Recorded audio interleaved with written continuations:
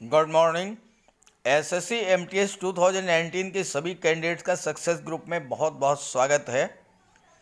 MTS 2019 के final cut off के इतने ज़्यादा वीडियो सोशल मीडिया पर अवेलेबल हैं कि अब मैं एसएससी एमटीएस 2019 के फाइनल कट ऑफ के संबंध में कोई वीडियो अपलोड नहीं करना चाहता था, लेकिन बहुत से कैंडिडेट्स ने लगातार आग्रह किया कि सर, इस समय जो परिस्थितियां चल रही हैं, एसएससी के द्वारा जिस स्पीड से रिजल्ट्स डिक्लेयर किए जा रहे हैं, तो उन परिस्थितियों में एसएससी एमटीएस का फाइनल कट ऑफ अब क्या बनने की संभावना है।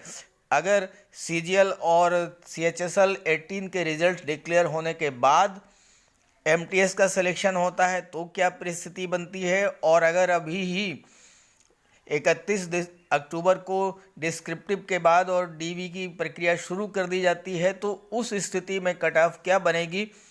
तो इन सारे प्रश्नों को डिस्कस करने के लिए जो है मैं ये वीडियो अपलोड कर रहा हूँ।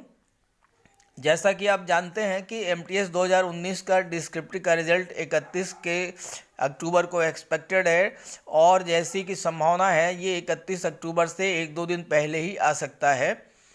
जो कैंडिडेट इसमें क्वालिफाई करेंगे उन्हें डीवी के लिए कॉल किया जाएगा और उसके बाद उसी से फाइनल लिस्ट बनेगी।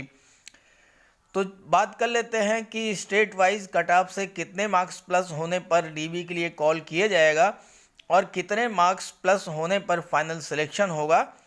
तो चलिए वीडियो शुरू करते हैं। वीडियो अच्छा लगे तो लाइक करके इसे ज़्यादा से ज़्यादा सभी साथियों को अपने शेयर ज़रूर कर दीजिएगा ताकि सभी को जानकारी हो जाए। तो चलिए वीडियो शुरू करते हैं।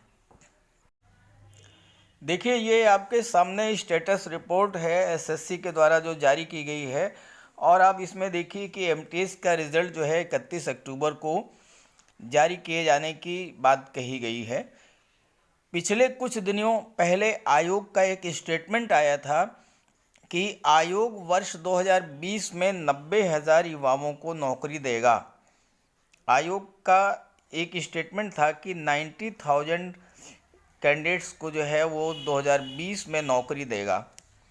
अब ये जो 90,000 की फिगर थी, इसमें SSC group D, SSC CGL 2018, CHSL 2018, stenographer group C and group D और जेई की बात की गई थी, लेकिन इस स्टेटमेंट में एमटीएस के बारे में कोई बात नहीं की गई थी।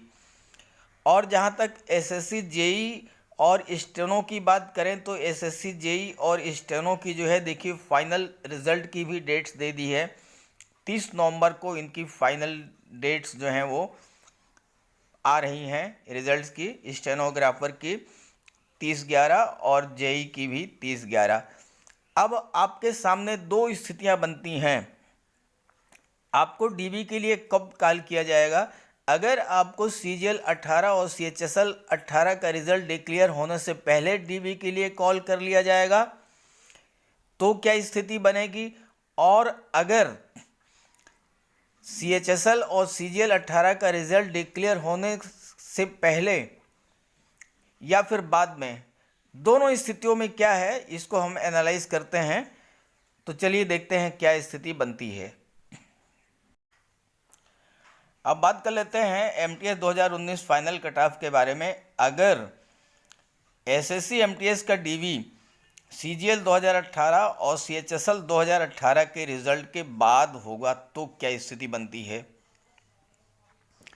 उस स्थिति में क्या हो गया कि सीजीएल 2017 और सीएचएसएल 2017 ये तो ऑलरेडी ज्वाइन कर चुके हैं, तो ये तो आउट ऑफ पिक्चर हैं। इसके बाद सीजीएल 2018 के 11,000 कैंडिडेट्स और सीएचएसएल 2018 के 6,000 कैंडिडेट्स, चूँकि इनका भी सिलेक्शन हो जाएगा और इन्होंने भी एमटीएस में ये अपीयर जरूर हुए होंगे, तो ये भी बाहर हो जाएंगे।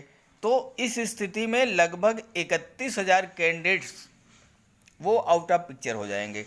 31,000 में कुछ कम भी कर दीजिए तो 20-25,000 तो कम से कम कैंडिडेट्स टोटल ऐसे होंगे ही जो कि आपकी फ़ाइट से बाहर होंगे। अब स्थिति ज़रा विचार कीजिए कितने कैंडिडेट फाइट में बचते हैं। तो डिस्क्रिप्टिव के लिए 1,20,000 कैंडिडेट्स को क्वालिफाई कराया गया था। डिस्क्रिप्टिव में 96,000 कैंडिडेट्स कुल अपियर हुए थे। अब अगर 80% भी क्वालिफाई करते हैं तो डिस्क्रिप्टिव में 80,000 कैंडिडेट्स जो हैं वो क्वालिफाई कर जाएंगे। तो अब इन 80,000 में से आप 31,000 को माइनस कर दीजिए या 25,000 को माइनस कर दीजिए, तो 50,000 से 55,000 के बीच में कैंडिडेट जो हैं वो उपलब्ध होंगे डीवी के लिए टोटल। और कैंडिडेट्स डीवी के लिए कितने कॉल किए जाएंगे 1 और 3 के रेशियो में, तो 27,000 से 30,000 के बीच में लगभग कैंडिडेट्स को कॉल कर लिया जाएगा। यानी कि 50,000 कैंडिडेट्स अवेलेबल होंगे, 50,000 या 55,000, और इसमें से 27,000 को डीवी के लिए कॉल किया जाएगा। तो उस स्थिति में जो कंपटीशन रेशियो क्या है वो 1 और 2 का रह जाएगा। तो ऐसी स्थिति में आपकी जो स्टेट की कट ऑफ है, स्टेट की जो कट ऑफ है, जिस स्टेट से आपने क्वालिफाई किया है, अगर आपके मार्क्स स्टेट कट ऑफ से +3 हैं, इससे भी कम हो सकता है, +2.5 या +3 मार्क्स अगर आपके हैं, तो आपको डेफिनेटली डीवी के लिए कॉल किया जाएगा। शर्त यही है कि CGL 18 और CHSL 18 के रिजल्ट के बाद आपको डीवी के लिए कॉल किया जाए। और उस स्थिति में आपका +4 to +5 के बीच में अगर आपके मार्क्स हैं, स्टेट कट ऑफ से ज़्यादा हैं, तो आपका फाइनल सिलेक्शन भी हो जाएगा। अब बात कर लेते हैं, अगर आपका डीवी जो है रिजल्ट CHSL और CGL का डिक्लेयर होने से पहले होता है तो क्या स्थिति बनेगी। देखिए, आपको रिजल्ट्स का इंतज़ार होगा, ज्वाइनिंग का इंतज़ार होगा, लेकिन मेरी बात थोड़ी कड़वी लगेगी, लेकिन अगर आपका डीवी जो है CGL 18 और CHSL 18 के रिजल्ट्स के पहले होगा तो क्या होगा, केवल 14,000 कैंडिडेट्स ही जो हैं, जो कि ऑलरेडी 17 में सेलेक्ट हो चुके हैं, वही फाइट नहीं करेंगे। तो डीवी के लिए 66,000 आपके कैंडिडेट्स जो हैं वो फाइट में होंगे। और उस स्थिति में कंपटीशन रेशियो जो है 1 और 2.5 हो सकता है या 1 और 3 का भी हो सकता है।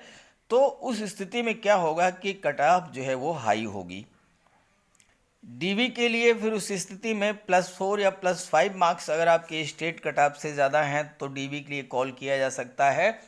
और फाइनल सिलेक्शन जो है +7 to +6 मार्क्स के बीच में अगर आपके प्लस हैं तो आपको कॉल किया जा सकता है। लेकिन सबसे बड़ी और सबसे ख़तरनाक स्थिति जो बनेगी वो ये है कि CGL और CHSL 18 के जो कैंडिडेट्स हैं वो भी डीवी में अपियर होंगे।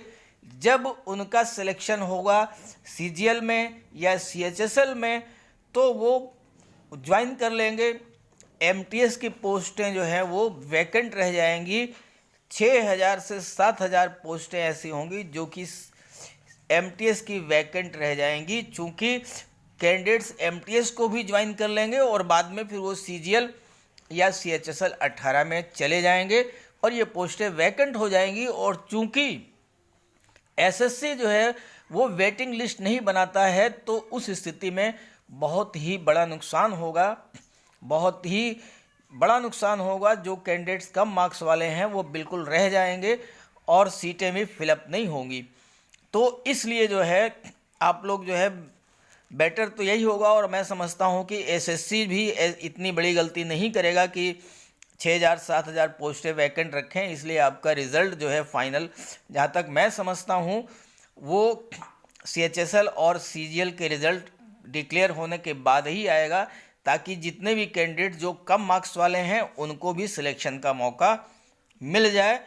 और फिर भी अगर पहले ही जो है डीवी के लिए कॉल कर लेते हैं तो उस स्थिति में दिसंबर तक आपकी डीवी कंप्लीट हो जाएगी, फरवरी में ज्वाइनिंग हो जाएगी।